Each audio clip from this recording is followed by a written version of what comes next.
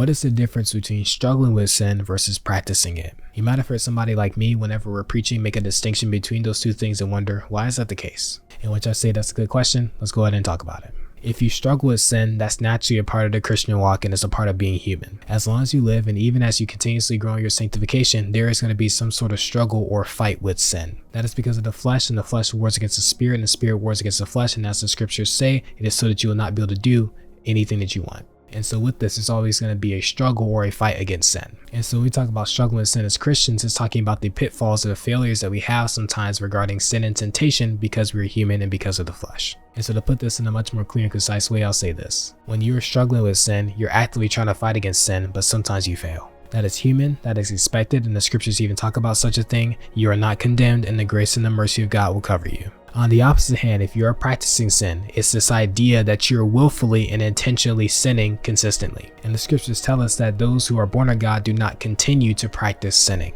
which is why I personally will always perpetuate the idea that as you grow in spiritual maturity and grow in sanctification, you should no longer be habitually sinning. I'm not saying that you won't sin, but you surely will sin less. And so the practice of sinning is simply this idea of willful, deliberate sin consistently, as in you are choosing regularly to feed the flesh, to rebel against God, and to give into sin. You're not really trying to fight back. You actually want to do these things and you engage in them regularly. And that behavior is starkly different than struggling with sin. When you're struggling with sin, you're fighting back, you might have a hard time, but you're trying to be better for God. When you're practicing sin, you're willfully giving into it, you're deliberately disobeying God, and you're not trying to do the best that you can. And that is the difference between struggling with sin versus practicing sin. So I hope that this helped and that this brought some clarity. For more content like this, just go and drop a sub or a follow.